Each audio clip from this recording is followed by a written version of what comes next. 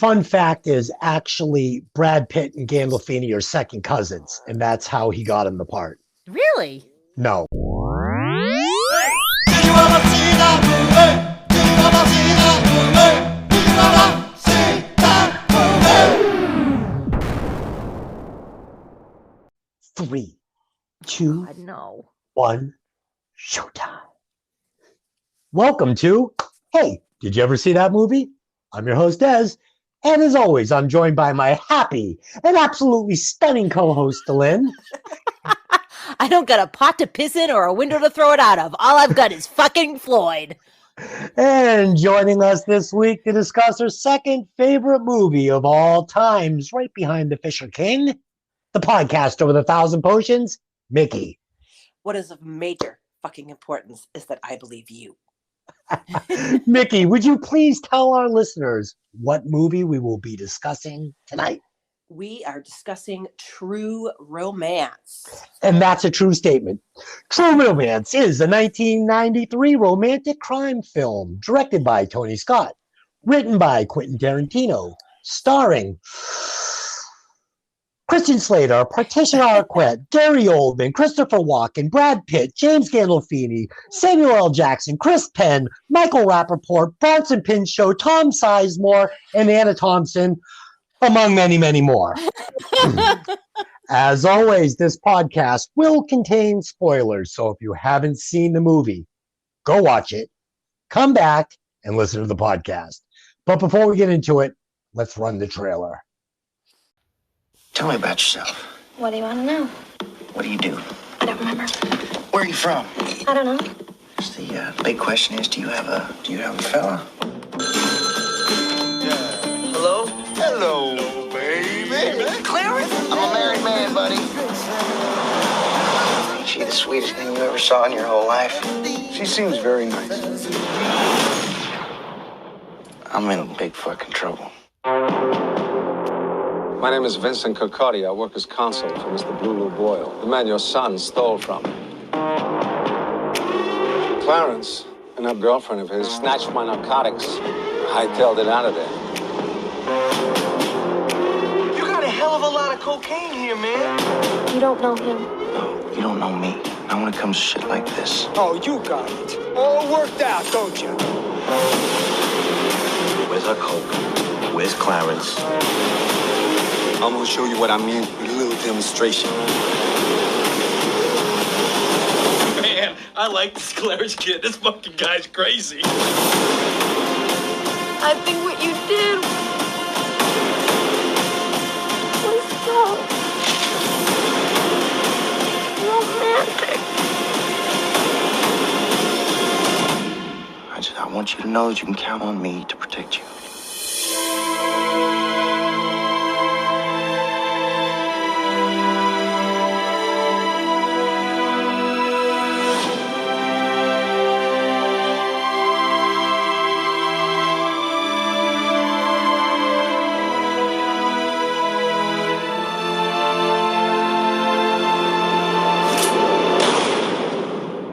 Clarence, I like you. Always have. Always will.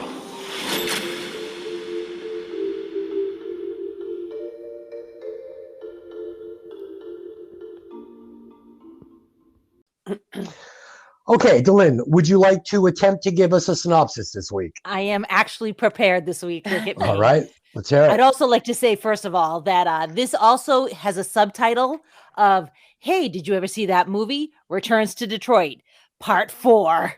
Part 5. Is this Part 5? Yeah, Part 5. We've been in Detroit 5 times. Oh, wow. It's something, I don't know, something about movies in the 80s, early 90s. They're all in Detroit. Detroit. All right. So I think it's all the plate. Hey, kids, look at the believe plate. Yeah, you noticing all this plate? So a comic book nerd and Elvis fanatic, Clarence, played by Christian Slater, and a sex worker named Alabama, named Patricia Arquette, fall in love. Clarence breaks the news to her pimp and ends up killing him. He grabs a suitcase of cocaine on his way out, thinking it's Alabama's clothing. The two hit the road for California, hoping to sell the cocaine, but the mob is soon after them. I like it. Are you guys ready for Dez's 5 fun and possibly fake facts? Always. Okay. Fact number 1. For the part of Alabama, Tarantino envisioned Joanne Cusack, while Tony Scott was obsessed with Drew Barrymore. What do you guys think? That is Joan true. Cusack? Joan Yes. Cusack, yes. Yes, correct. Yeah, that I don't see that. It actually is true, I think. No, Yeah. I mean I believe that it's true, but Yeah. I can't see her in the role. No. Yeah. Patricia Arquette is Alabama. Yeah, I don't want either one of them in the role. Patricia Arquette fucking nailed it as Alabama. Nailed it. Her little giggles, and she was amazing. Yeah, Yeah. she was fucking unbelievable. And unfortunately, I feel like Scott portrayed her character at the end of the movie, but we'll get there when we get there. Fun fact number 2. Val Kilmer wanted to play the part as Clarence. Now, because today was the first time I'd ever seen this movie. So when I realized it, I'm sorry. Okay, so I'm confused this a little bit. I thought that this was Brad Pitt. But when I heard Brad Pitt was in it, I really was like, oh, man, it's too bad he wasn't a bigger star and they didn't give him the part as Clarence. Because I was like, I'd seen California. I'm like, man, I was never a Christian Slater fan. I just don't like him as an actor. I think he's kind of weak, and he tries to play these kind of badass parts. So I just don't buy him as a badass. So I was like, this movie would be better with him as Clarence. Now, this is before I saw the movie. Christian Slater won me over in this one. I mean, he was a fucking awesome Clarence, and I don't think Brad Pitt at this point in his career would have pulled it off as well. I don't think he was ready for this role after seeing what he did with his part in this role, which was fine. And it was Val, mostly it's mostly improv. yeah, right. And that's right. That was actually, I think, one of my fun facts. But that's fine. I'm sorry. And of course, Val Kilmer, I didn't even realize he was in the movie until Delynn said today, did you see who played fucking Elvis? I was like, yeah, it was Brad Pitt, right? She's like, no, it was Val Kilmer. So I didn't need Val Kilmer anywhere in this movie. I loved him as Doc Holliday, and I loved him as Iceman. And besides those 2 roles, I can take or leave Val Kilmer. Fun fact number 3. Tony Scott gave Christian Slater a copy of Taxi Driver and told him to watch it as homework on how to play Clarence, because on the first day of shooting, they obviously did not see the character the same. He didn't like the way that Christian Slater was going at the character, so he said, watch Taxi Driver. And it's funny because I saw it immediately. I mean, they gave him the green army jacket. He's got the short, spiky hair. He's not a physically imposing actor, but like it's the same as De Niro was in Taxi Driver, but you get that, like kind of dangerous guy, psychologically dangerous guy. So yeah, a little unhinged. Yeah, and I thought Christian Slater really brought his A game for this movie. He really did. Fun fact number 4.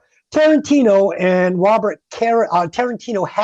Carradine in mind for the part of Clarence when he was actually writing the script.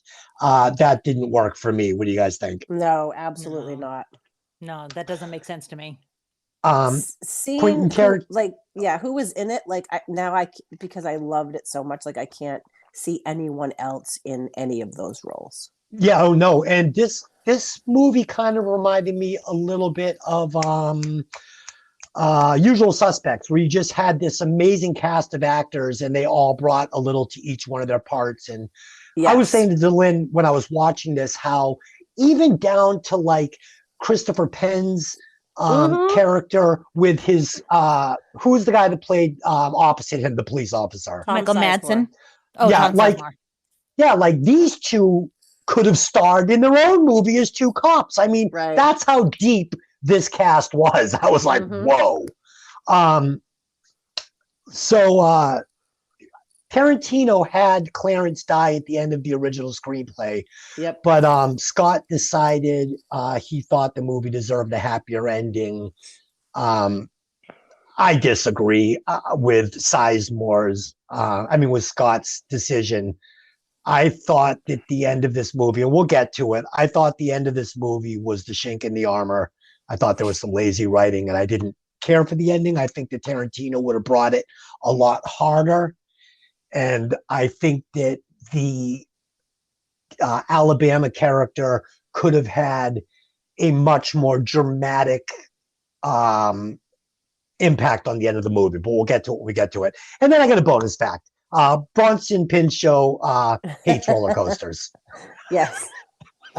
So that's what I got. Those were and I have to say, I don't know if I mentioned this on the social media, but I was trying to let that be a surprise that Bronson Pinchot was in that.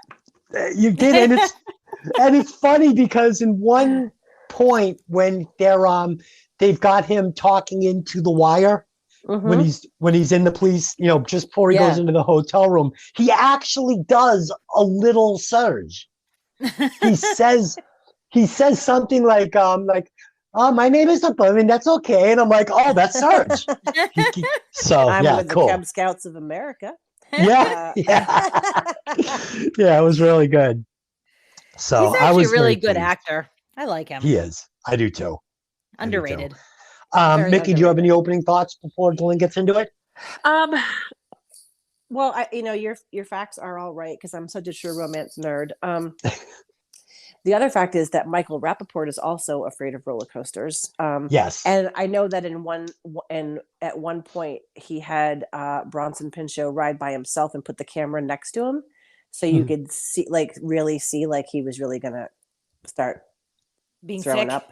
Yeah, and that also, excuse me, Gary Oldman wore one of his Dracula eyes when he played Drexel. Yeah. Oh, yeah. The kind of cloudy one. Yes.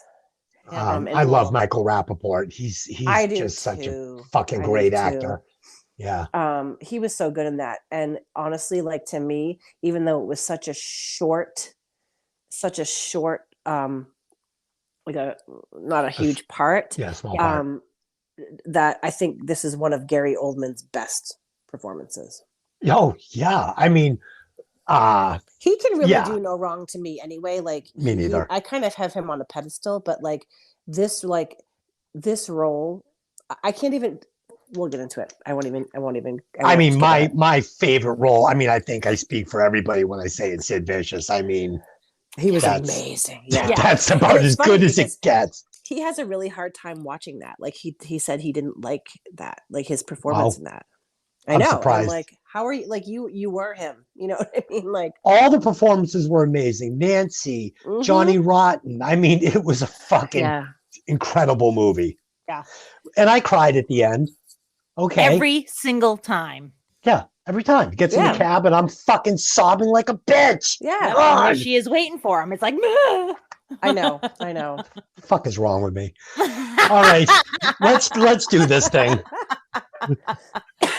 All right. Just so you know, too, Gary Oldman had the Dracula wig maker work on that Drexel dreadlock wig. So not only did he borrow an eye, he also got a wig from Dracula. Loved it. All right. Also, after the movie was done, the director gave Patricia Arquette the purple Cadillac because her car kept breaking down when they were filming this. So he was like, just take the car. Oh, what a fucking riot. That's great. All right. So here we go. Our movie opens with Clarence Worley, played by Christian Slater, sitting in a bar with Lucy, played by Anna Thompson, who we recently saw in The Crow and was also a voice in talk radio. Look back in our catalog for those two movies. Absolutely. Clarence is waxing poetic about Elvis to her before he asks her to a kung fu movie marathon, and she turns him down. While credits show on the screen, there's a scene of downtown, down and out Detroit, and a voiceover by Alabama, played by Patricia Arquette. She says she came from Florida all the way to Detroit to find true love, though she wasn't expecting to find it there. A taxi pulls up in front of the movie theater showing the movie marathon. She gets out and goes inside. Once inside, she enters the theater with a tub of popcorn, which she promptly spills on Clarence. She sits with him, and he fills her in on what she's missed so far. Nikki, this is one of your favorites. I'm going to give you the floor first. What do you think? Oh, God. This movie... I'm such a little kid when it comes to this movie. I seriously, I have lost count at the number of times I've watched this movie. Even in the theaters, I think I saw it probably 8 or 9 times. Wow. Really? Yeah, well, it didn't help that I used to manage a movie theater, so I would Oh. like whenever I had Cool. whenever I had like a night off, I would go in and just watch it. Oh, that's crazy. I love it. But yeah, so it was, I love the scene. I love that, you can tell at first he's like, who's this crazy chick that's spilling popcorn? And she lights a cigarette and she's like, and you can see she's kind of looking like he's not really going for it yet. So how do I like engage him even more? You know what I mean? Yeah. And then she just jumps over, and then after the movie, she's like, they're doing the karate moves, and he's like, oh, where to next? And she's just like, would you like to get some pie with me? You know what I mean? Like, Yeah. I love that scene. I think it's, even though you find out later on, obviously, that it's set up, Mhm. it seems very innocent and pure to me. Des, what do you think? So first of all, I was really glad when I started watching the movie that the original blonde he was talking to was not Alabama. I'm like, no. I can't watch this for an hour and a half. But no, we get into the movie theater, and Don't you be dissing Anna Thompson like that.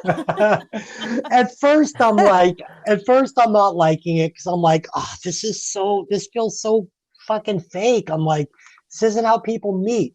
And then, once we realized that it's a setup, I'm like relieved. I'm like, okay.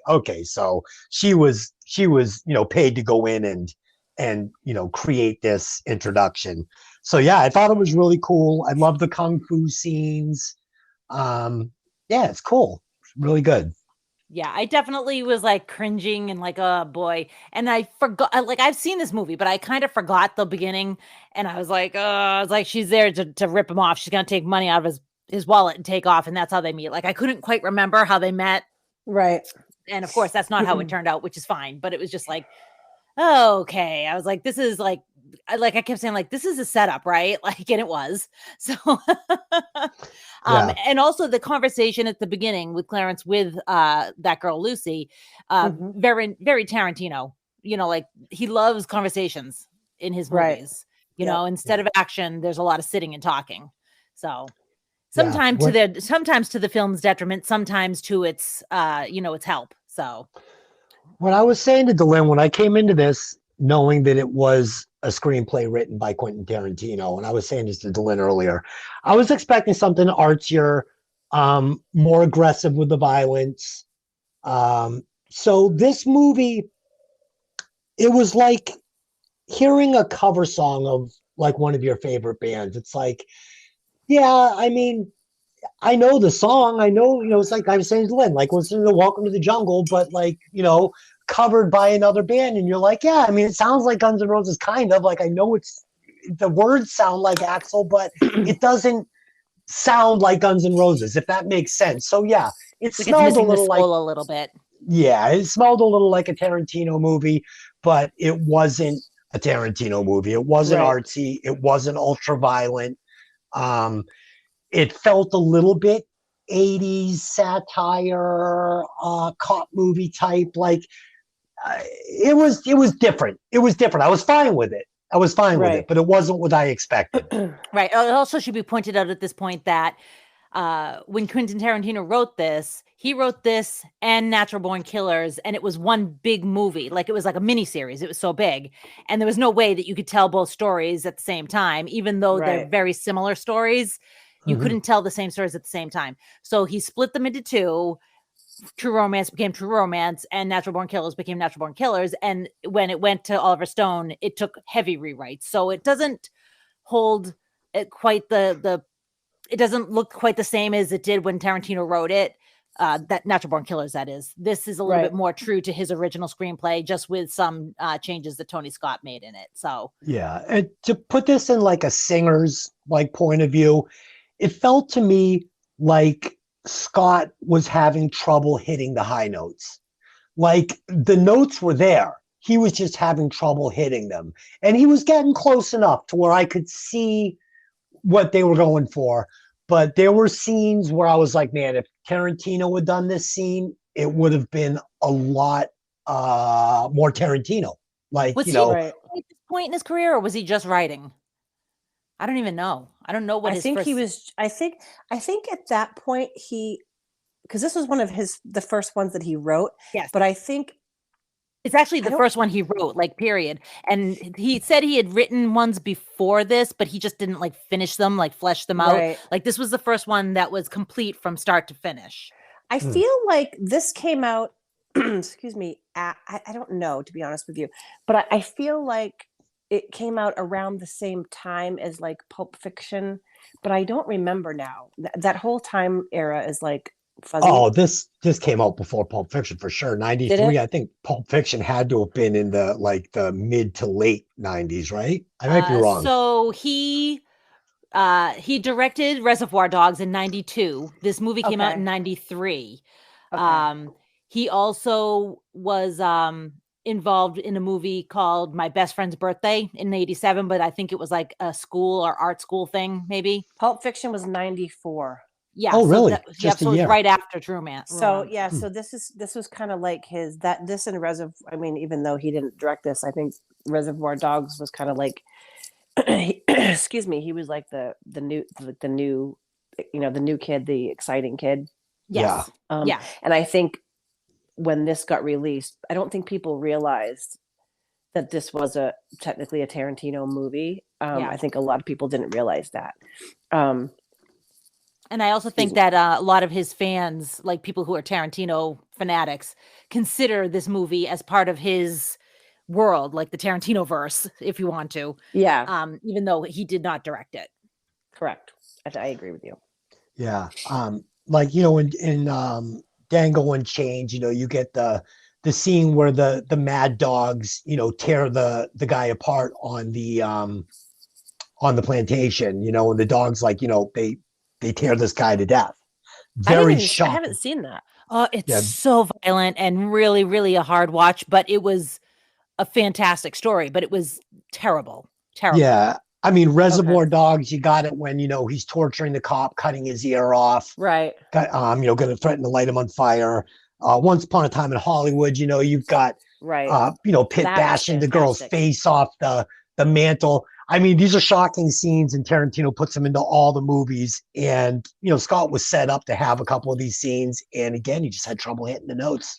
Well, again, not to jump ahead, but the scene with Alabama and James Gandolfini. Specifically. Woo! Yeah. You know what I mean? And again, Clarence, that scene with Clarence and Drexel, I mean. Yeah, no, true enough. But again, it's, you know, that scene specifically, and it's funny because that scene for me is really where I fell in love with the character of Alabama. I was like, oh man, this fucking character is so good. But the scene itself was not shocking enough as far as, like, you know, what I think Tarantino would have done, like, for instance, with her makeup after the beating she took from Gandolfini. I think it would have been much more horrific. And I think the scene itself would have been more horrific. And I think Gandolfini's death would have been more graphic. And I think that's one of the notes he missed on, Scott missed on. I think that scene, as great as it was, would have been better if Tarantino had directed it. So anyway, let's move on. All right. So after the movies, Alabama invites Clarence to get some pie with her. They have a conversation in the diner before he takes her to see the comic book store he works in. Afterwards, they have sex. Clarence wakes up later and finds Alabama sitting out on the fire escape crying. She reveals that she was paid by his boss to be there at the movie and make friends with him and then sleep with him because she's a call girl. She also says she's been a sex worker for 4 days, but when she met him, she fell in love with him. The next day, they're leaving town hall after getting married. They're getting matching tattoos, and Alabama happens to reveal that she had a pimp named Drexel. So, Des, it seems to be moving a little bit fast for my taste, but I guess maybe, hey, this was the 90s, you know, like you get married less than 24 hours later. Okay, so a few things that stand out. One, I'm a comic book nerd. I love comic books. I have comic books and sports cards. Big collector. When he said, "You want to see Spider-Man #1?" I was like, "Yes, please." I don't think we see it though. I don't think so. So that, and the most disturbing the most disturbing scene for me in the entire movie is her licking Christian Slater's fuzzy little belly. No. Yuck. Yuck. Yuck. It was like Pube City. No, thank you. I literally was like, oh, no, stop, don't. Oh, Oh, God. that close-up of his fuzzy, chubby little belly, and she's like, licking it like a soft serve. Oh, my I God. love it. Oh my God. And Delyn and I were talking about this, and this for me is again a spot where I feel like Scott maybe dropped the ball because, okay, they fall in love in one day. It seems too fast, but then we find out that she was sent there. And as the movie progresses, we're getting more and more exposition about these drugs and her, her pimp and everything. And as it's going on, I'm thinking, this is a setup more. She knows about these drugs, not to jump ahead, but I feel like she should have been and probably was using Christian Slater to do what eventually he's going to do.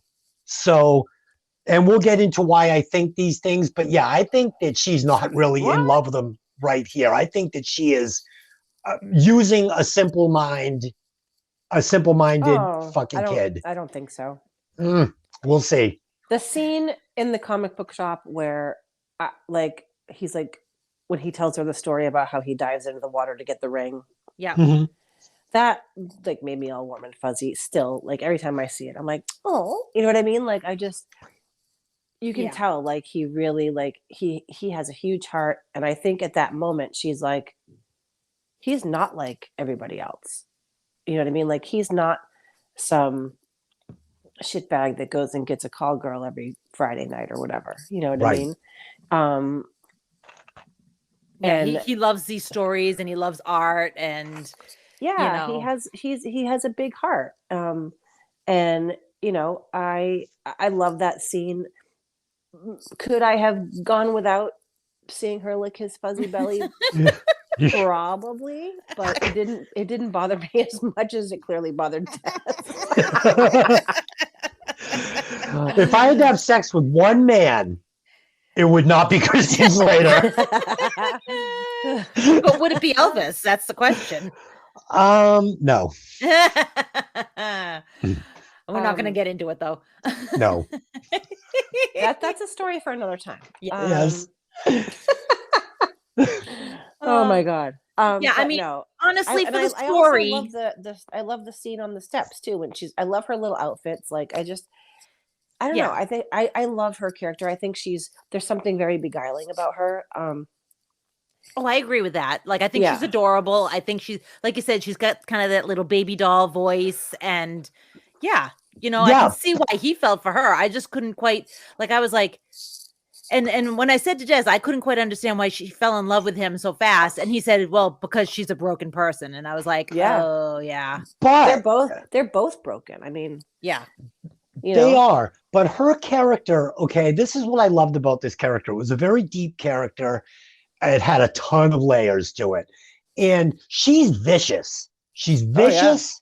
She's sadistic. She is enjoying the beating she is taking from James Gandolfini. She's enjoying it the way the Joker enjoyed the beating from Batman, where he's beating him and he's laughing and his face going, you can't do anything to me. Nothing you're doing is hurting me or bothering me. And I was getting that, I was flashing back to that scene as Gandolfini's beating her and she's laughing at him and smiling with those bloody teeth and giving him the finger and just taking everything he's got. And that's why I was saying in the beginning, I believe that he's falling for her 100%. But I feel like he's the lamb and she is the wolf. And she sees an opportunity to take vengeance on her pimp and get this suitcase full of drugs. She knows where it is. And coincidentally enough, it just happens to be in her suitcase, unbeknownst to Christian Slater, but I don't think unbeknownst to Alabama. Well, so I don't know, because the scene where we haven't got to the scene yet, but where Gary Oldman and Sam Jackson and the other two, are doing kind of the drug exchange or whatever. That's the same night that she's with Clarence. So how does she know that those drugs are there? And I don't think that's her suitcase either. Yeah, I think because he said to the girl, grab Get a bag and put her stuff in it. Yeah. And when she opened up the bag, she said, "These aren't my clothes." Yeah, because I think that the other prostitute just went and grabbed her bag because she didn't obviously take her stuff and put it into that bag because that bag was already full of cocaine. So I think that she just went and recognized that bag knowing Alabama and said, this is her bag. And I think that Alabama knew that those drugs were in that bag. I mean, this is just me reading into it. It's reading into it a lot. Like you're putting a lot into it that there's no exposition to show us that actually happened. Well, there isn't, but it's also would explain this, 4-hour deep love that these people have for it, that she has for Christian fucking Slater. I mean, it's Christian Slater.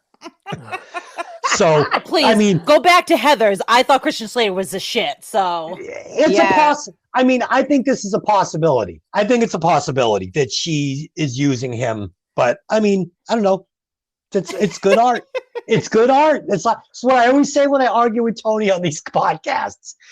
10 people can watch a movie and they can all see it differently. And I think the more that happens, the better the writing was. Right.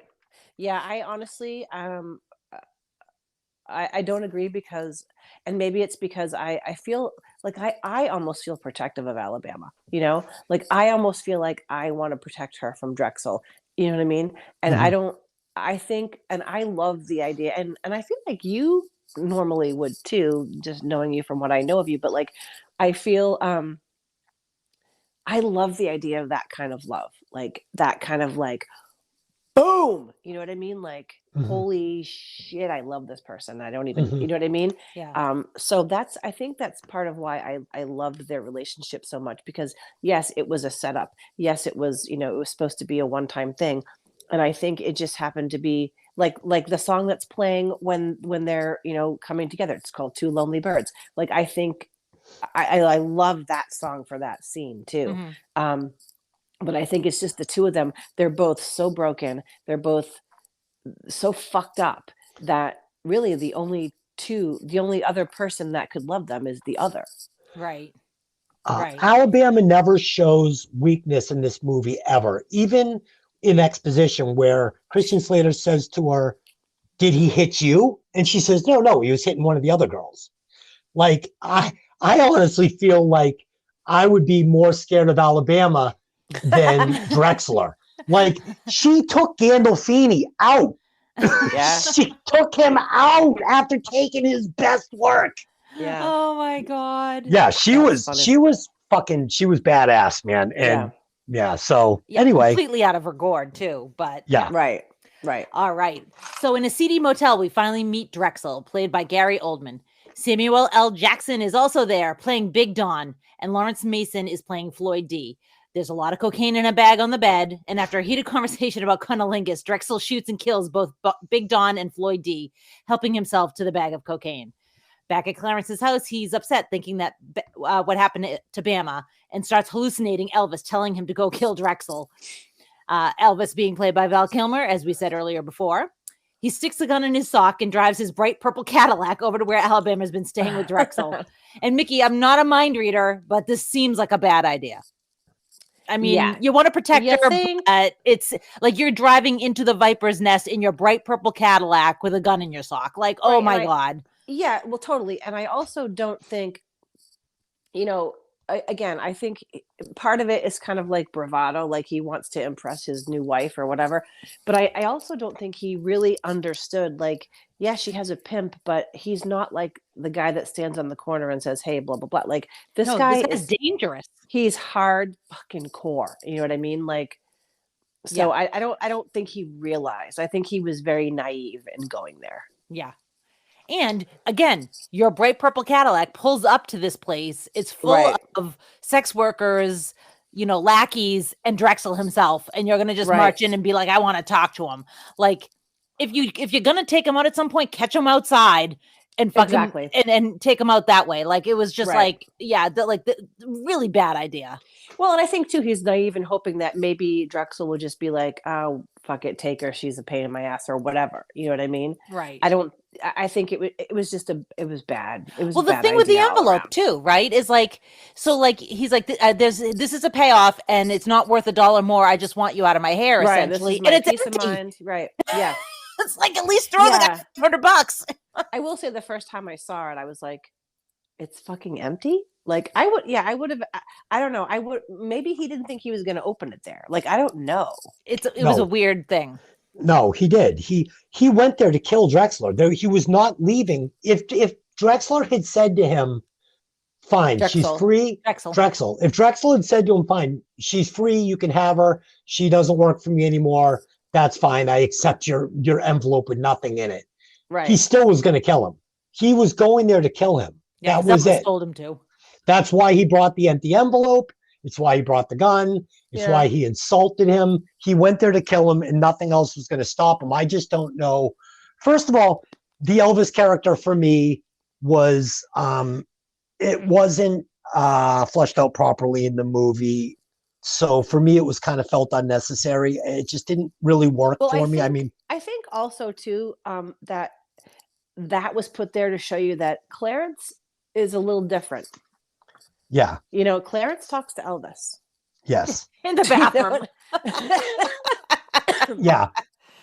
So I was looking for something. I was looking for something more with the Elvis thing. Like I wanted them to just flesh it out a little bit more and just tell me why he's talking to Elvis. Maybe Elvis represented something else. I don't know. It just wasn't really fleshed out in the movie. I was fine with it, but it was kind of weird. But I think they may have been limited too. Sorry to interrupt you, but No, they it's may okay. have been limited because they weren't allowed to use Elvis's like Anything. likeness or music or anything. That's why you never really saw his like him really done up as Elvis. Like they gave you the indication that was Elvis. Yes, you know so they were afraid they were going to get sued by Elvis's estate. But I guess later on, I'm not sure who it was, but somebody that was involved with the movie, be it Tarantino or Tony Scott, sat at a screening of the movie, and Lisa Marie sat next to him, and she seemed like not upset about any of it. Like she seemed like to think it was respectful and was cool with it. Right. So that's why they did it the way they did it. Yeah, I will say that it did seem like Alabama was discouraging him from going there, which kind of was blowing holes in my theory. Yeah, she basically said, "Leave it alone. We don't need to do that. Let's just stay away." And he was like, "No, I'm going." Like it was really his idea. Yeah, she's like, "You don't know him," and he's like, "You don't know me," and I'm like, "Dude, you don't know him." Right, like, but this is fucking Drexel we're talking about here. Yeah, but at the same time, she was also, making sure that he knew about the pimp. He knew he was a drug dealer. He knew he hit women. Right. It seems it was one of those kind of like cloudy sort of scenes where I was like, I just couldn't tell I just couldn't tell what was going on. Well, and then I feel like too, she didn't ever want to talk about him. Right. Like he kept saying, he kept pushing it. He kept saying this, give me your address, give me the address, do this, who was Drexel, blah, blah, blah. And I felt like saying, she's like, just fucking let it go, dude. You know what I mean? Like, you're right. You're right. So Clarence arrives and Drexel plays nice for a few minutes before a full-out brawl ensues. Clarence is beat up pretty bad, and it appears that Drexel's henchman Marty, played by Paul Bates, also known for Coming to America, is going to go get Alabama. When Clarence realizes she's in danger, he pulls the gun out of his sock and shoots Drexel in the junk first, guns down Marty, shoots Drexel a couple more times, and yells at a girl to gather Alabama's things. The girl is terrified, grabs any bag she can find. It just so happens to be the one full of cocaine, and kind of tosses it in his general direction. Clarence just grabs the bag and leaves. So Des, how Elvis was telling him how to handle Drexel. I really feel like him making this huge scene where there's multiple witnesses, leaving his license behind while yelling out Alabama's name might not have been exactly following the advice given to him. Yeah. Wow.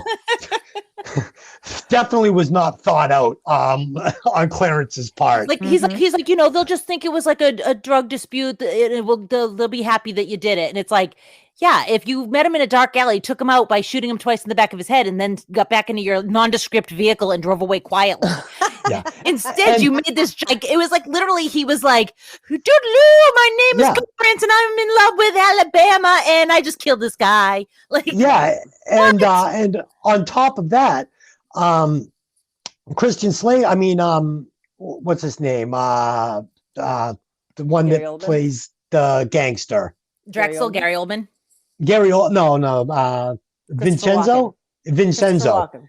Yeah, he says as much to it later in the movies. Like, if the kid just didn't leave his fucking driver's license in the dead guy's hands, we would have never caught him.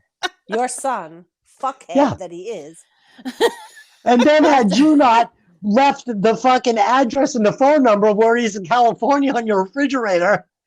Oh my God. So there were mistakes made. That scene, yeah, Clarence, and again, they never said Clarence was the brightest guy, but clearly Clarence has some issues. Again, he talks to Elvis, but that scene, I don't know what this says about me, but like that's the first time I saw this movie in the theater. That scene I literally jumped up in the theater and I was like, fuck, you know what I mean? Yeah.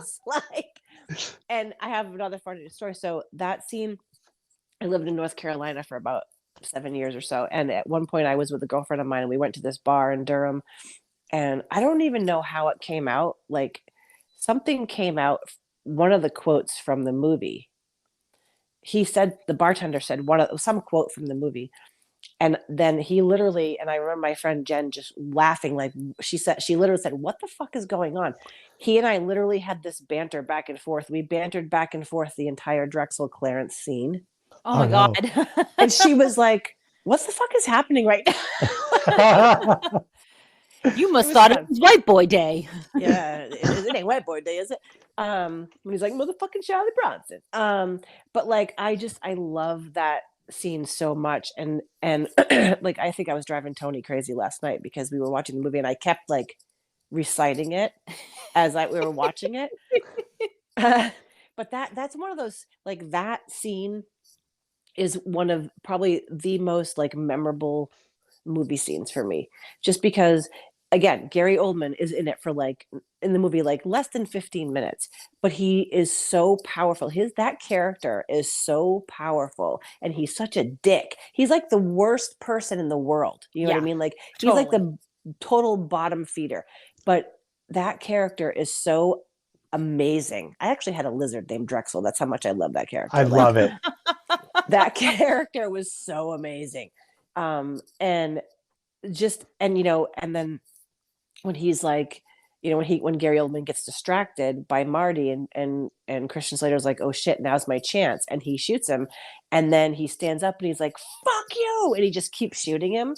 Mm-hmm. Like that's like one of those scenes, like almost like when you watch Braveheart and you're like, "Rah!" You know what I mean? Like, like you almost feel like liberated for him. You know what I mean? Yeah. Like you want to run out with a sword and be like, "Yeah, yeah," and it was just like, damn, So well, it was funny though because Drexel and his bodyguard there, neither of them have weapons drawn. Yeah. When he's eating his dinner, I don't know why Clarence didn't just pull out his weapon and just take them both out before he took that severe beatdown, but he didn't. I don't know. And I do like that he later, after he's killed Drexel, describes him as, a mad dog, which is what he was. Yeah. He was crazy, but I couldn't help but to think a little bit of Malibu's Most Wanted, what? Malibu's Most Wanted, the part that what's his face plays, where he plays the white rapper. You've never seen that movie, Malibu's Most Wanted? No. Okay, well, I missed that one. Yeah, it's a parody on this guy's a white rapper and he thinks he's all gangster. Oh, but jeez. Okay. Yeah, he's from Malibu. He's like super rich millionaire, but he thinks he's all hood. And yeah, it was Jamie Kennedy. That was that. Jamie Kennedy, exactly. Okay, I know of the movie. Yes. Okay. Okay, yes. So that was kind of what I was getting, but it was funny because even Alabama says, Clarence says, "Is he black?" And she says, "No, but he likes to think he is." You know? Yeah. She's like, he So- says his mama was an Apache, but I suspect that he's lying. You know what I mean? Like, Correct. So I did feel like this, again, going back to it, I felt like this movie had a little satire, and it wasn't a comedy by any means, but it was just one step above. But Like, this is where you get the Tarantino of it all, because he does that. Like, he puts like satire in conversations that you're Yes. like, is this funny, or is it, should this not be funny? Like, you know, Right. it's like, it's that weird borderline thing where it's like, it could be funny, but I feel weird laughing, you know, kind Right. of thing. But this movie fell more to me into the genre of like an 80s cop mystery, you know, crazy movie than it did an art film like Tarantino. So with Tarantino, it feels a little more art house. Mm-hmm. And with this, it felt just a little bit more, you know, like I said, you know, five jokes shy of being like a Beverly Hills Cop type movie for me. I mean, not that it was Beverly Hills Cop by any means, but it kind of fell into that universe for me. There's definitely some moments that are a little comedic, you know? Yeah. And to some degree, it almost feels out of place because the movie is dark in a lot of ways. But at the same time, it gives you a moment of levity where you're like, oh, okay, like it gives you a moment to breathe. Yeah. All right. So Clarence returns and tells Alabama that he has killed Drexel. She cries, and he thinks that she's crying for Drexel, but she's crying because what she thinks he did was so romantic. He gives her the bag of her clothes, and when she opens it, she finds the cocaine. The next morning, they go to see Clarence's dad, Clifford, played by Dennis Hopper. Clarence asks him for help. He used to be a cop and he knows people on the force. And Mickey, Dennis Hopper, is really great in both the scenes he's in, but this is a great scene. Yeah, I just love when they cut back and he's like, no, stop talking. Yeah. He's like, yeah, your fucking mother through and through. Like, yeah. It was good. He's amazing, you know, and I love the fact that, again, when you look at it, like he's very similar to Clarence because he lives alone. Mm-hmm.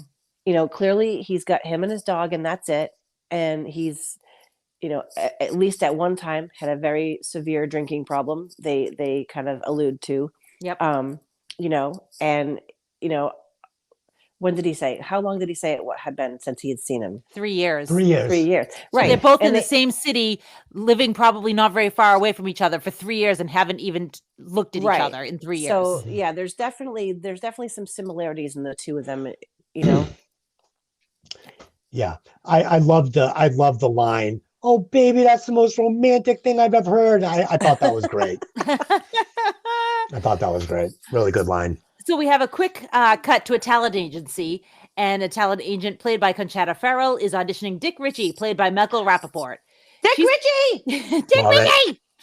She is kind to him, but she tells him that she'll call him if she's interested. Back in the train yard, Clifford has some good news for Clarence. The cops are not looking for him. They think someone named Blue Lou killed Drexel related to drugs.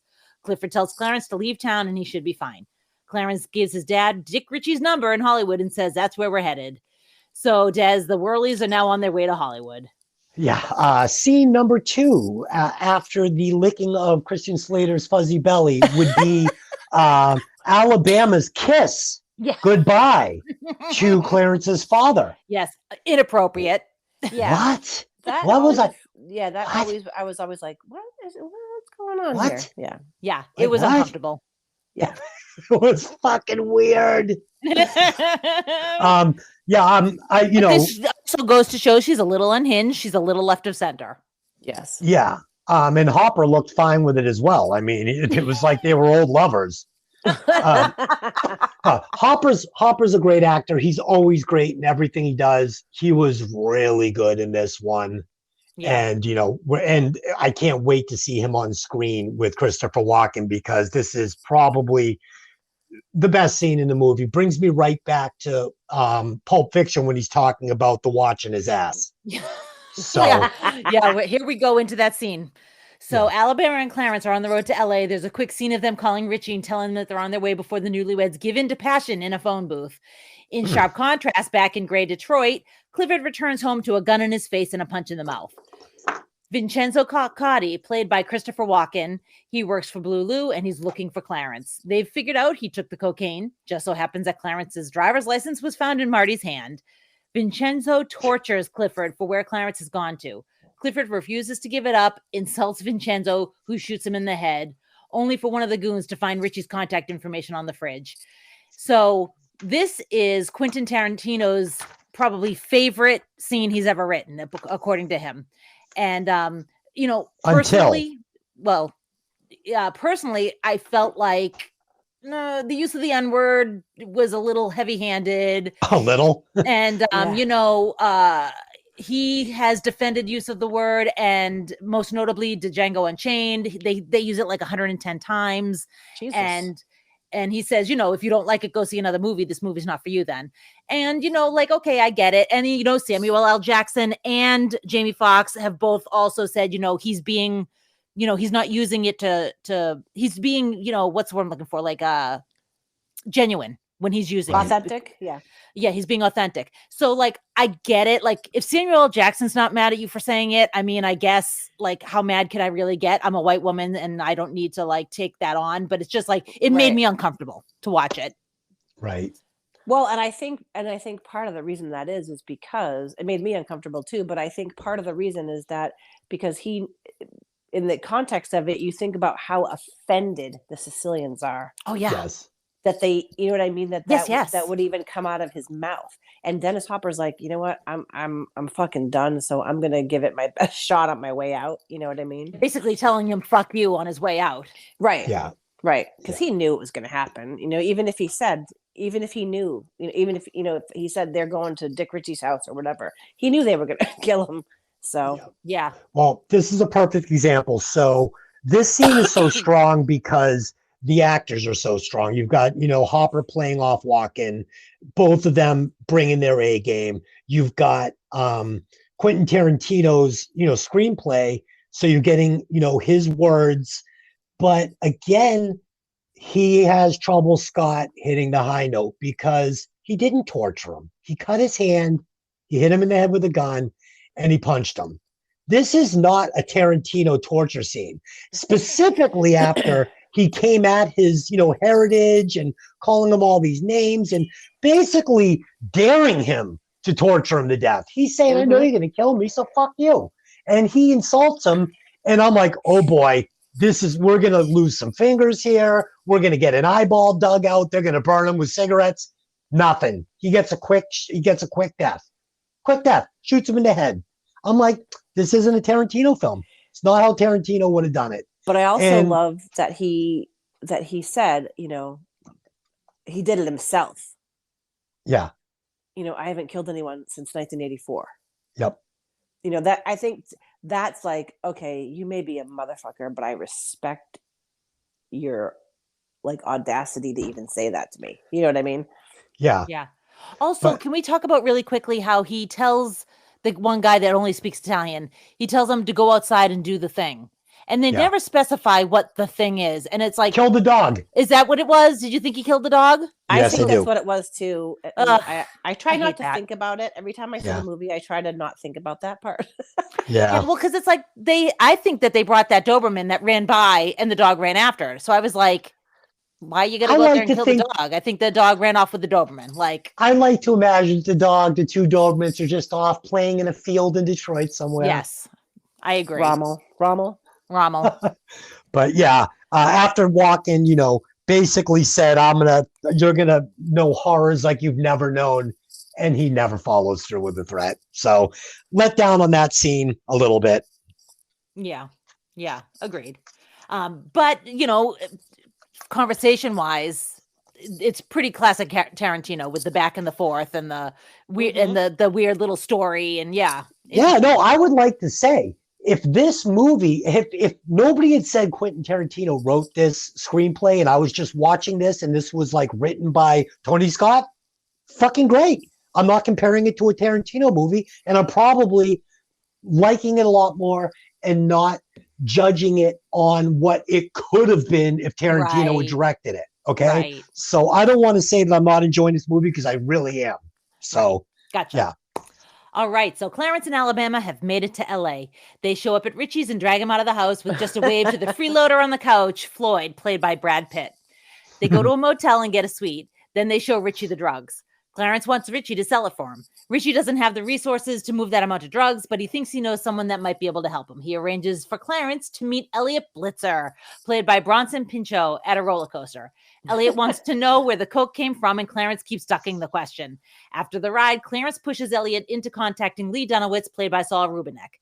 There's a little back and forth between Clarence and Lee, and they decide to meet in a few days. So, Des, I know you're a Bronson Pinchot fan. Want to talk about it?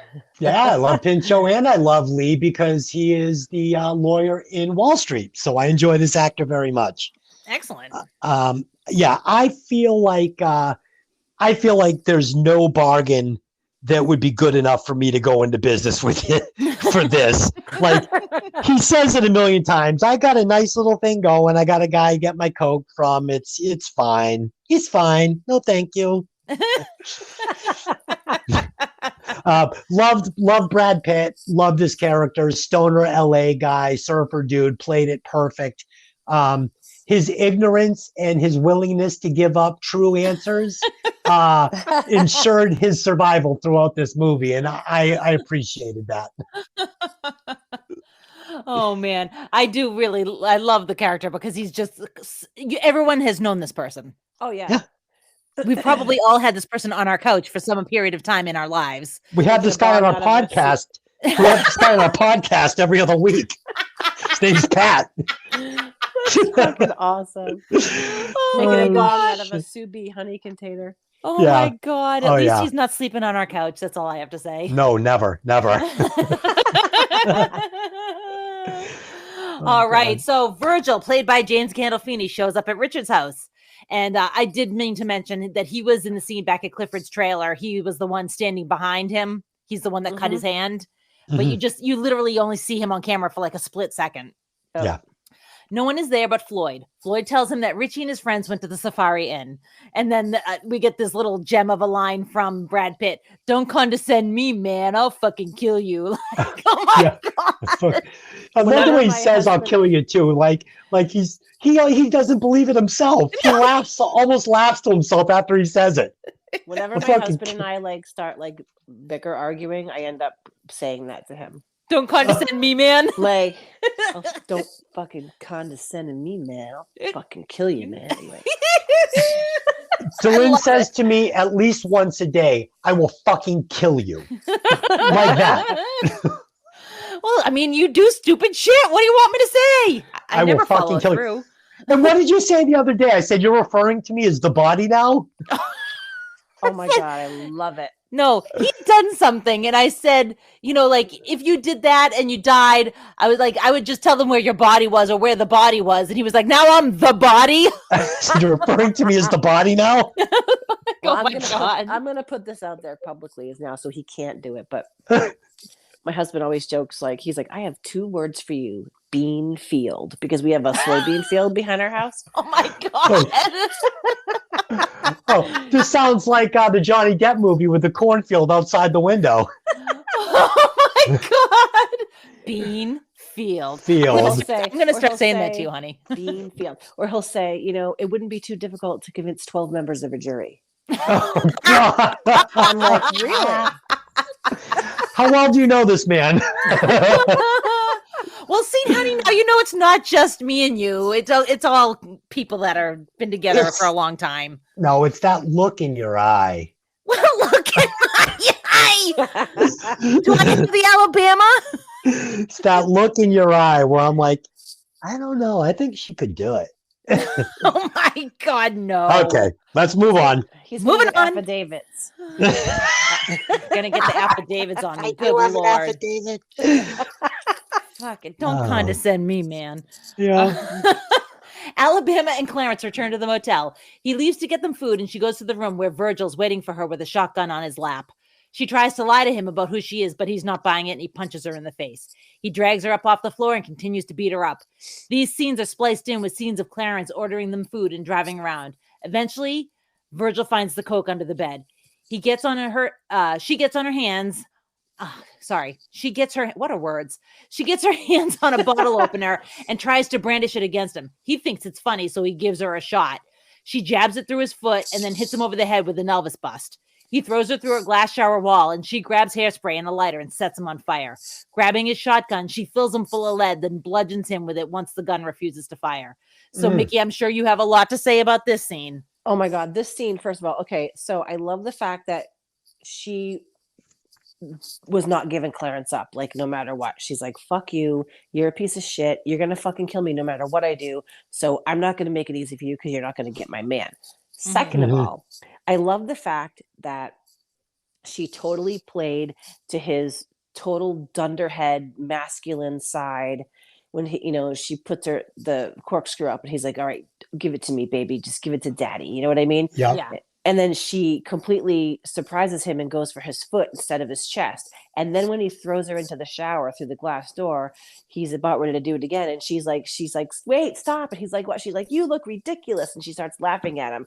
And again, fucking with his male ego, which gives her enough time to kind of collect herself. And I feel like, and again, maybe this says something about me, but like, I feel like during this whole scene, I feel like we've, at least a lot of the women I know, like, at least internally, have been Alabama in that scene. Do you know what I mean? Like, yeah. I don't know how to up against the wall, and how are you going to fight your way out of it? And whether it's actual violence or if it's just using your smarts. Exactly. Yes. Thank you. But like, it's, and after, all is said and done, and she's like holding the gun in the air, screaming. And I'm like, that was another one of those scenes where I'm like, yeah, you know what I mean? Like, fucking you go, girl. Not that I condone blowing someone apart, but you know what I mean? But like, again, I feel like he was going to kill her. He was going to kill her. He had it coming. He had it coming. He was going to kill her. And if did. somebody comes at me and tries to kill me and I get the upper hand, I'm taking them out. Sorry. Oh, yeah. And I love that she totally went fucking dirty. She's like, I'm going to spray you with hairspray. I'm going to hit you with a fucking toilet seat cover. I'm not going to do that. Like, let's sword fight. You know what I mean? Like, let's have a fair fight. No, fuck you. Yeah, no. You're trying to kill me. You're trying to kill my husband. No. I love that scene. And like Des said, she's, kind of like not, honey, what was that? That's his My toy. little dirt bike. Oh, he can't stop playing with his toy in the middle of a podcast. Yeah, like she was kind of asking for it, but at the same time, again, I feel like it was like, I'm protecting my man. No matter what, you're going to kill me anyway. So there's no fucking way in hell I'm going to tell you what you want to know, because even if I do, you're going to hurt me. So I'm not going to make it easy for you. I also would very much like to tip my hat to Quentin Tarantino for not going the easy route and going with a rape, because I had forgotten this. Like, I knew the scene happened. Like, I remember being like, oh, I know she gets beat up bad in this movie. And I was like, oh, that's a bummer. Like, I forgot it came, but then when I saw it coming, I was like, oh, I forgot about this. And when he's like, that's it, it's on, and he takes his jacket off, I'm like, he's going to rape her. I was like, God damn it. And it's like, to me, that's low hanging fruit. To me, that's worse than beating her up, And it was like, I mean, don't get me wrong, beating her up is plenty bad. Right. But like, I'm so glad that they didn't go that route, because it's too easy at this point. It would have been too cliche, I think. Yes. And also too, I know that, I think at the time Gandolfini was not famous. Nobody knew who he was. Yeah, no, I think he was kind of not a nobody, but he was. And I think this is pre-Sopranos, right? And I think Brad Pitt's the one who got him that role in The Sopranos. No, in this movie, okay. And then also I remember reading an interview with him, and he had such a hard time filming that scene. Like, it's not an easy scene to film. I don't know who would have an easy time. But I think it would be very hard. Like, it was very traumatizing for him. Mm-hmm. Well, fun fact is actually Brad Pitt and Gandolfini are second cousins, and that's how he got him the part. Really? No. Wait a minute. I think you just found the start of the podcast.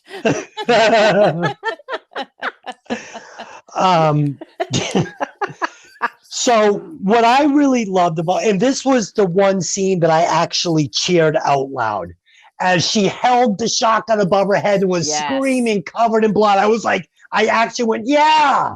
Like I was just like, that was such a great scene. So what was really cool about the character, and this is why at this point I was just really loving Alabama. So she realized that, he was going to kill her. He was going to kill her. Mhm. But she also realized that she was able to take a beating. Like, she knew she could take this beating from this guy. And I think she it shows was, that she has been abused in the past.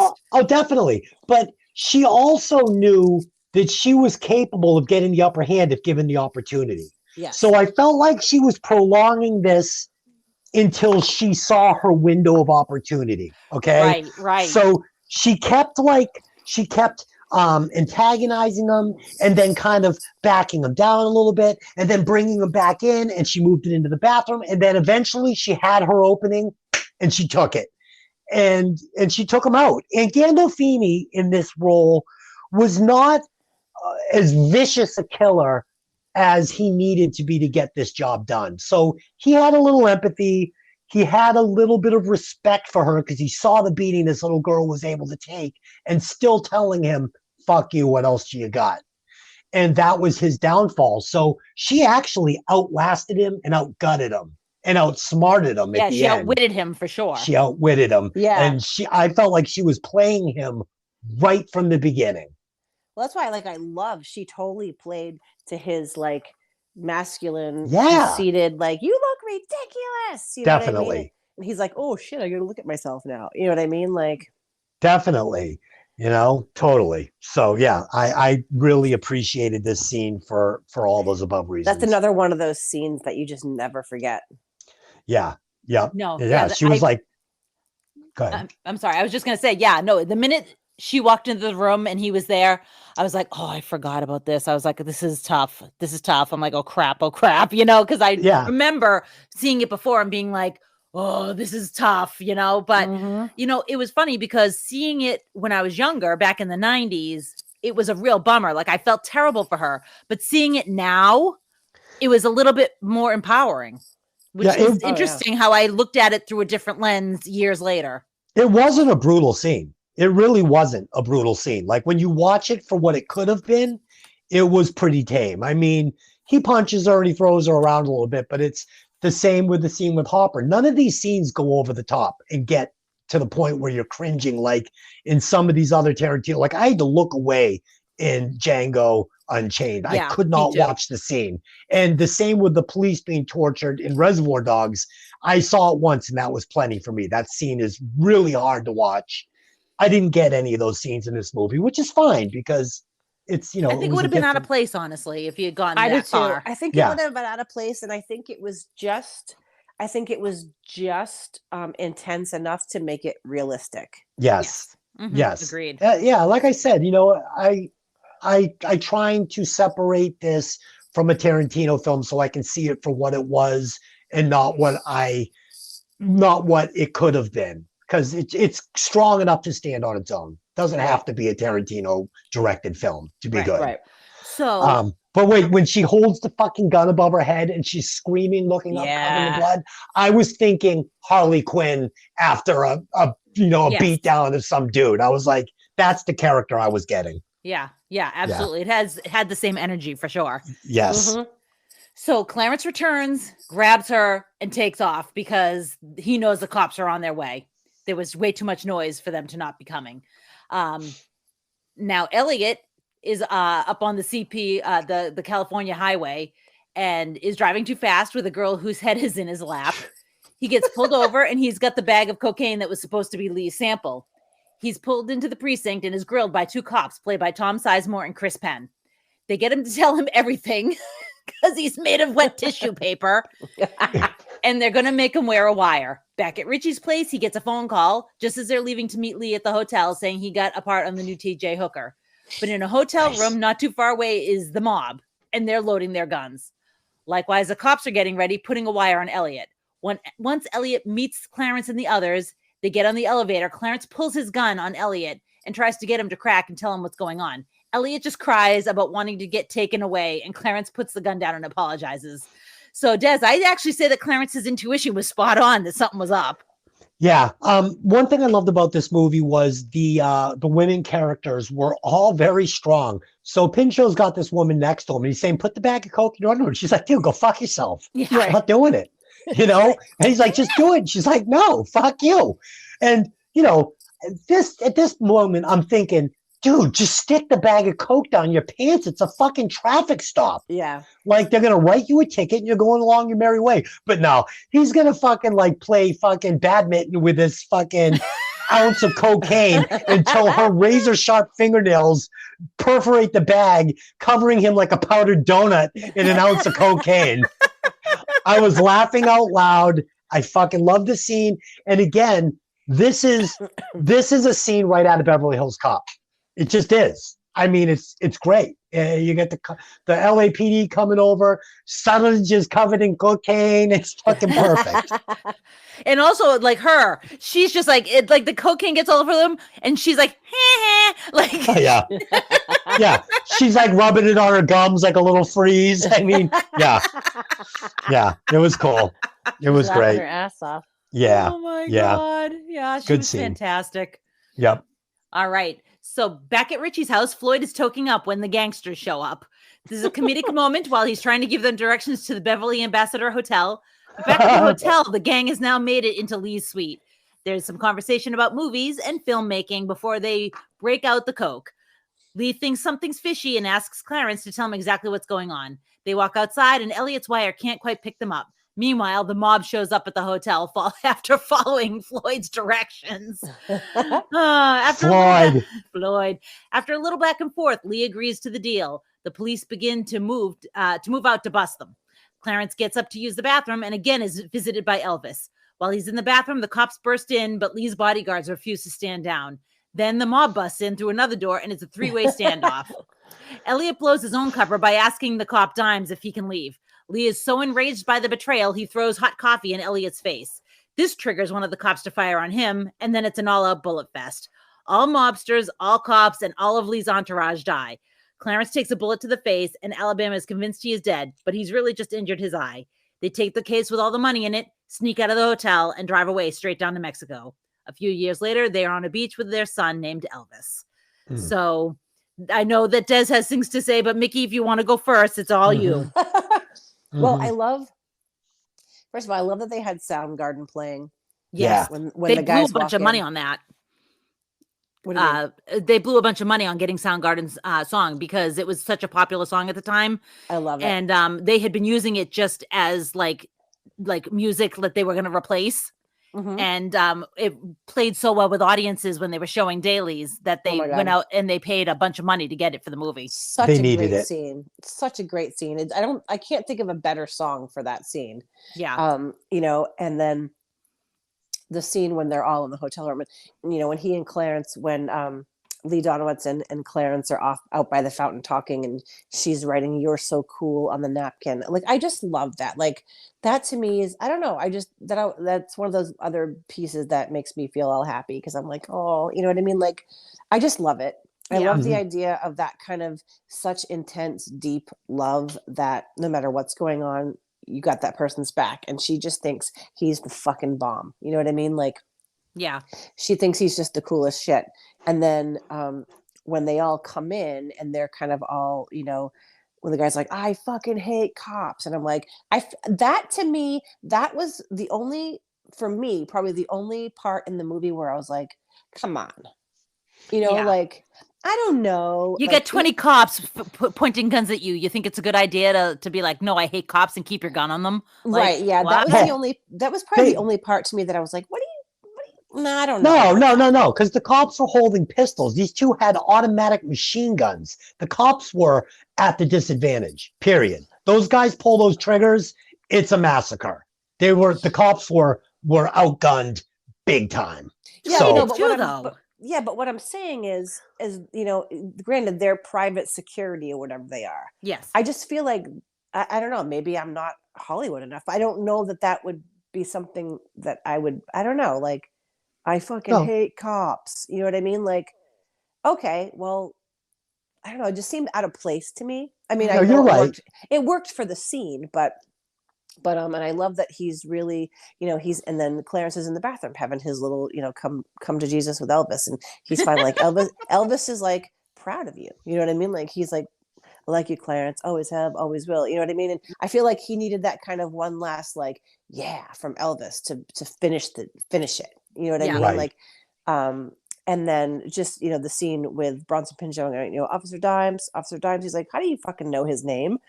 And then the whole like shootout was just amazing. It was just such a cool that to me was very Tarantino, that scene. Yeah, well, he's a fan of the Mexican standoff for sure. Yeah. So yeah. Okay. So so the end of this movie is where the scripts and everything just got really, really lazy. I mean, you brought me all the way to the point where we get into the hotel room, and now we're going to get I mean, it was beyond lazy. You're not going to get, you've got the undercover cops outside the room waiting to come in. The whole thing is being surveillanced. LAPD's got it. Vice has got it.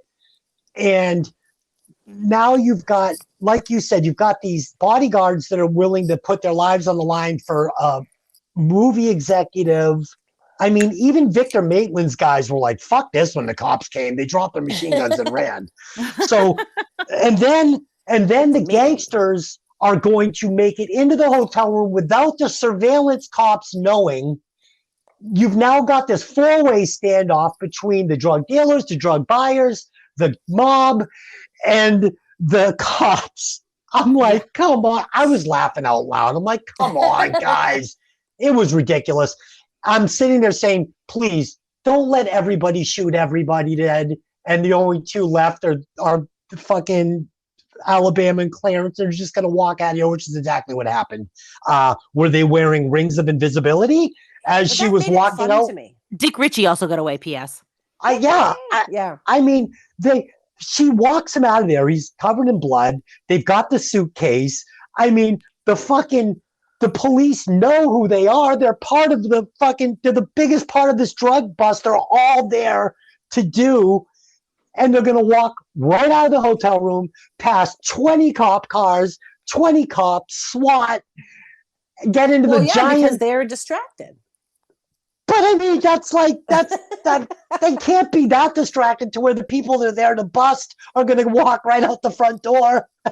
That guy was holding the girl hostage in the middle of the lobby. No. Right. Nope.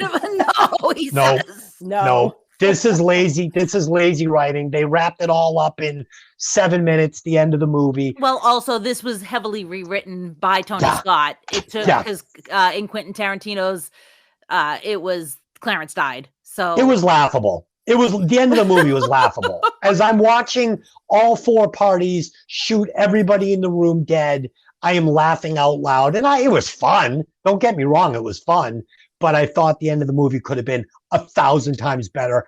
What I really wanted was I wanted to see Alabama's character outsmart everybody. I wanted the twist ending where I go, oh, where she gets away with the drugs and the money, or at least the money. And you see the whole time that this girl was smarter than everybody. She was playing everybody.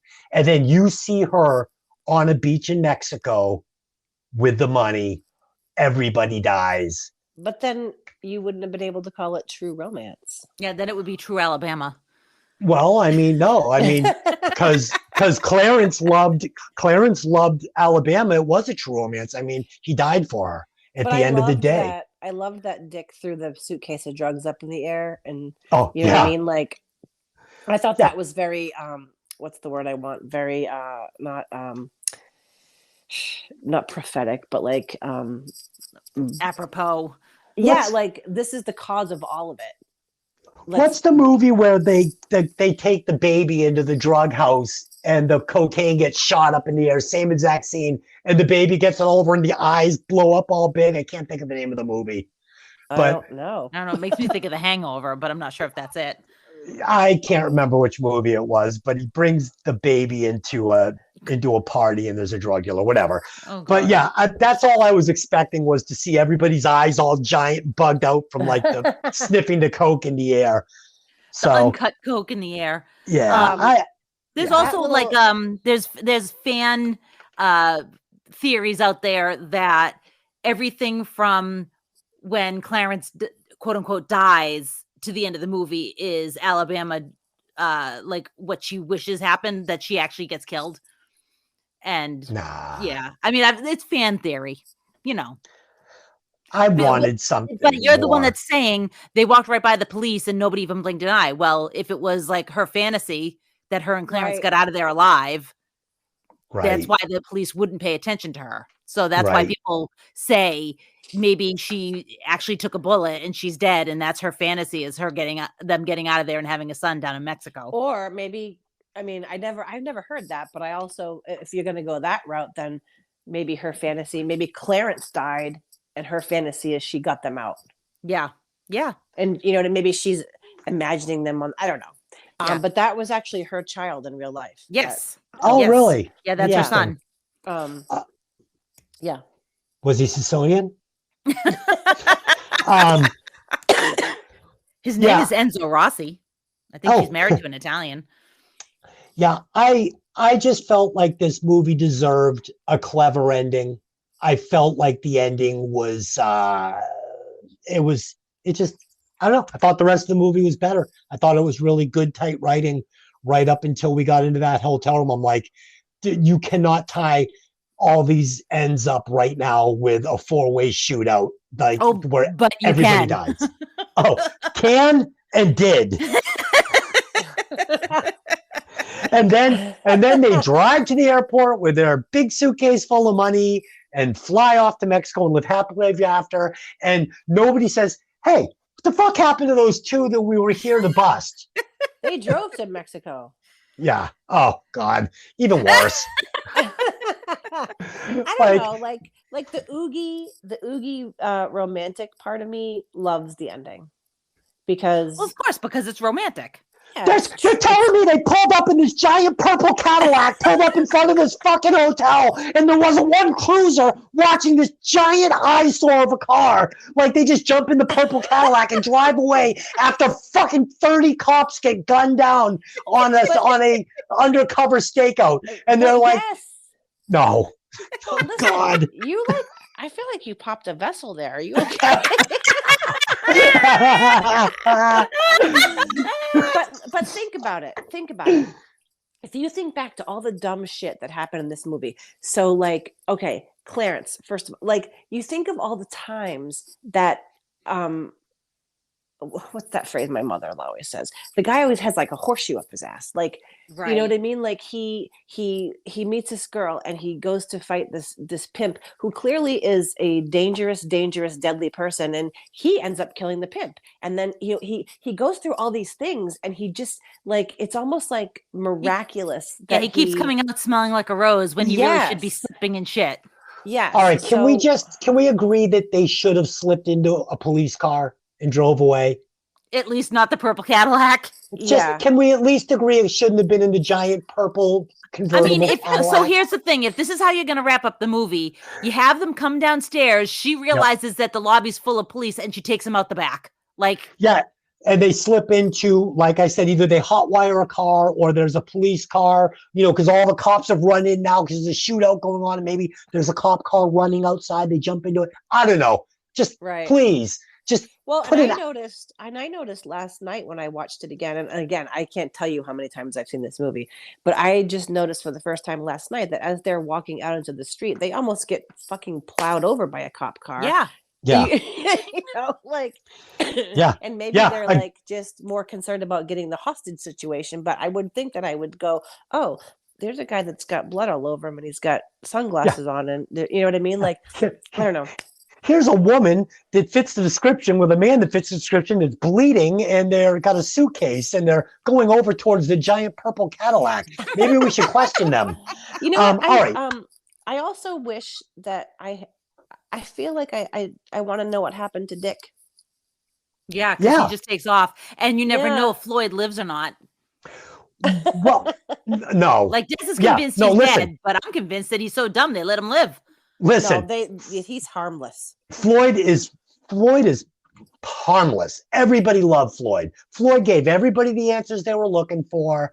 Who doesn't love a stoned Brad Pitt? No one's killing Brad Pitt. Right. Yeah, he's fine. Agreed. And I believe there's a scene where he's wearing like a Rasta hat. Yeah. Do you remember that? Yes. So he found that on the boardwalk, like legitimately found this dirty old hat on the boardwalk. I love it. And wore it. And not only did Dick get away, but he made his call the next morning for his TJ Hooker fucking episode. Yes, he did. I feel like he got away. And I want to say this about the ending. So the movie is called, like you said, True Romance. And if you're watching it, then you've got a place in your heart for movies like this. And it's a fucking nice ending. They get away. They have a child. They're on a beach. They live happily ever after. I'm not going to fault the movie for that. I mean, it's fine. But I just felt like it deserved a more clever, more believable, or at least a better flushed out ending if they were going to go that route. It made it just a little easier to swallow, but it was fine. It was fine. Fine. Fine is a tough word. Fine. Yeah. Yeah, fine is a 4-letter word if you ask me. I feel like if Tarantino had written the end and directed it, we would have got a way different ending. And I think it probably would have been a little more satisfying. Well, it was supposed to end like Planet Terror ended.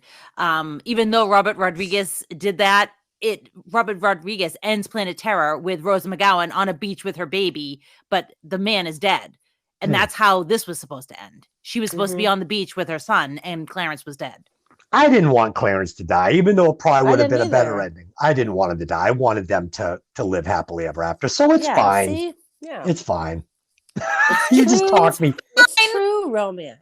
Yeah, you talked me down onto the beach. I'm okay. I love it. Oh my I goodness. love it. Oh my goodness. All right, so I think we did it. I think we got through this movie.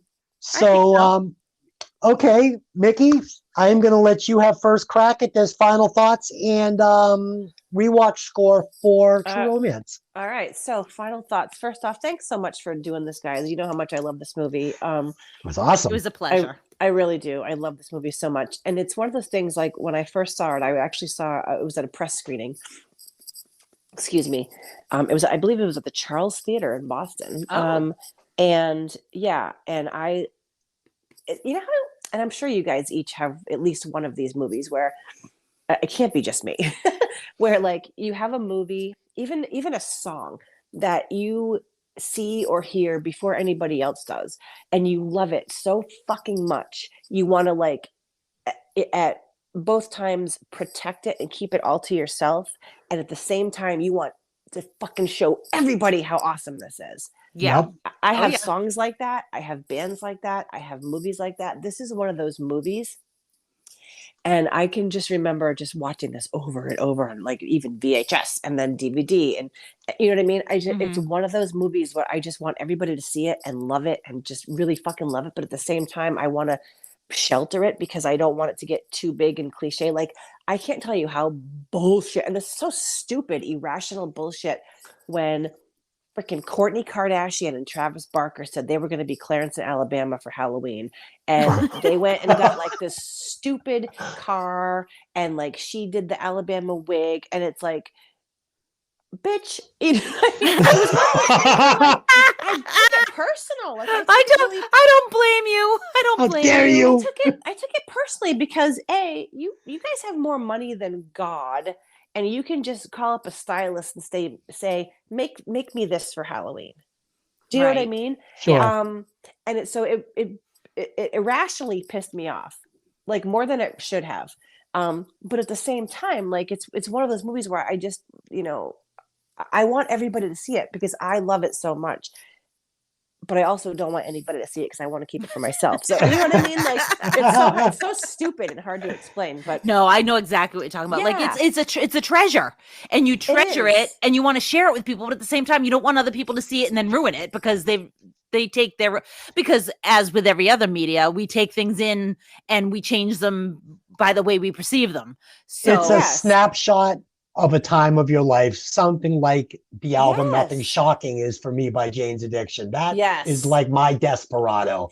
I hear it and I look off into the distance and have fond memories of a time of my life.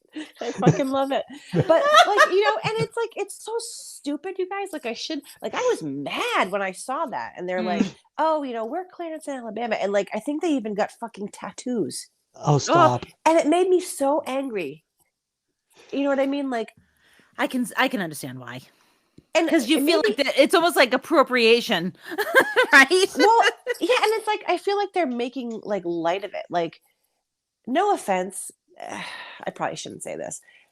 Like, I dare you. okay, freaking Prince is gone. David Bowie is gone. Alan Rickman is gone. All these fucking Lemmy is gone. Mhm. Fucking all the Kardashians are still around. Like, sorry. Okay, sorry, not sorry. I mean, in Travis's defense, he did walk away from a plane crash, so Yeah, he did. And you know what? And I feel like a jerk because I actually kind of like Travis Barker. I think he's extremely talented. sure. But I feel like he lost like cool points with me by marrying a Kardashian. Oh, definitely. You know what Dick I mean? move. Yeah, like just, really, dude. I have no use for any of them at all, and whatever. I'm not going to go into my distaste for the Kardashians, but like, I think you already did. I think we're there. I'm sorry, Oh. but it's like one of those things where like I feel like they trivialized it by doing that. Right. And you know, I love the movie too, but you don't see me like I don't know, like don't fuck with it is what I want to say. Like, Right. Yeah. so I'm just anyway, my rewatch score is 10. 10. I'm the only one that can go above 5 on this show. That's not true. 5. Okay, so it's a perfect 5 for Mickey. Delin. It's a bold 5. It's a full 5. It's a robust 5 Yes. for Mickey. Oh my goodness. Delin? All right. I enjoyed it. I really don't want to say like I could pick it apart if I really wanted to, but why do that? It's pop culture. It's fun. Yeah, there are a couple things that I would have changed if I had full control, but it's like, but I'm not fucking Quentin Tarantino and I'm not Tony Scott, so I should shut the fuck up, and I'm going to give it a 4.5. 4.5 for Delin. And I'm going to read the room here, okay? I don't want to wind up a fucking Kardashian at the end of this show on Mickey's fucking hit list. So No, but you gotta be honest. I am going to be honest. So if I was rating this on the Quentin Tarantino scale, if I was saying, you know, Quentin Tarantino directed this movie, I'd probably see this movie somewhere around a 3.25, okay? Honestly. But I'm not going to do that because as I watched the movie, it started evolving into its own thing and I started losing that preconception that I had and I started just watching it for what it was. I thought it was a very good movie. I thought that Christian Slater won me over, which I didn't think would be possible, but he did. I thought the character of Alabama was one of the best female characters I'd seen. I thought it was really good. And I was going to give it 3.75 rewatches only because I thought the writing in the end was a little bit lazy. But after Mickey took me through it and she did say, you know, it is called True Romance. And then I thought to myself, did I want to see Clarence die? No, I didn't want to see Clarence die. Of course I didn't want to see Clarence die. And I love fucking rom-coms. And this is a little bit of a violence com. Yeah, it's like a violence com. A twisted rom-com? Right. So I was going to say 3.75, but we bumped that up to 4.25 because I decided that the ending worked for me. And then the fact that I don't want to get put on the Kardashian list, I'm going to bump it up another 2.5%. I am also going to give it a 4.5 like Delin did. So with Mickey's 5, Delin's 4.5, my 4.5. This movie is going to come out to a 4.89. It's almost a perfect movie. Had the end just been a little. Listen, if they get into a cop car or hot wire car instead of jumping into the purple Cadillac, I'm giving this a 5. So it's pretty close. It's a fucking awesome movie. If you haven't seen True Romance, what are you waiting for? Go see it. It's a fucking awesome movie. One of the best that we've reviewed so far. I want to thank you, Delyn. You know that I love talking about movies with you. Mickey, you've been picking winners, and I just want to say I look at the analytics for all the movies that we do and what's getting watches. And every movie you've picked so far, The Ref, this one, The Descent, they've all been in the top 5 movies we've ever done. So the fans seem to like the movies that you pick. I'm hoping this one will. Either that or be they the just same. like Mickey. It could be that too. It's possible. I know I do. So next week, we will be back where we will be discussing Leonardo DiCaprio in the Netflix original Don't Look Up, where we will discuss social media and the absolute train wreck society has become and what's important to us now. So I chose this one because I know it's going to trigger Pat and he's going to have a fucking meltdown on the show and I'm going to have fun watching it happen. I'm literally just going to sit here and be like, oh my God, do the whole thing. Yeah. Oh my God. Yeah, he's going to lose his fucking mind because I literally chose it for this reason. It chose him to do it. So it's going to be entertaining. Delyn, tell the listeners one more time where they can leave feedback and where they can find the show. All right. So you can find us on Facebook at Hey, Did You Ever See That Movie? You can also email us if you like, and it is Hey, Did You Ever See That Movie @gmail.com. And we also now have an Instagram. It's Hey, Did You Ever See That Movie on Instagram. What did I say yesterday about Instagram? Remember, it was so goofy. It was such a dad, like, unconnected thing to say. I just was they can Instagram us. You said, "Oh, so can somebody Instagram us?" I was like, "That's not how it works." And then you were like, and then you would go, "Should we get a Twitter? Should people be tweeting us?" And I was like, "That's not how that works either." Oh God, I'm like a not how fucking any of us Geico works. commercial. You are. He is the dad, the dad at the Home Depot where the guy walks by with the blue hair, and he goes. Oh, that's him. And the thing is that he literally had like multicolor hair back in the 80s, but now he sees like a girl ringing our groceries that has like a green stripe, and it's a problem. We were at the flea market, and I saw some punk rocker guy with a giant mohawk, like dressed like that band Rancid. I was like, look. And she was like, dude, you just wear green plastic pants with hair fucking half purple and half green down your ass, and now you're going blue. So, yeah, that's what happens when you get old. It's just, unfortunately, nobody can escape it. All right, guys. Mickey, go ahead. I have an idea. Oh, please. You can poo-poo it, but I think it would be a cool idea. Okay. Maybe like for like a holiday, like for the 4th of July or something, we should do a podcast with all of us. Oh, you think I can wrangle all of you at once? Holy shit. We'd have to fucking tranquilize Pat.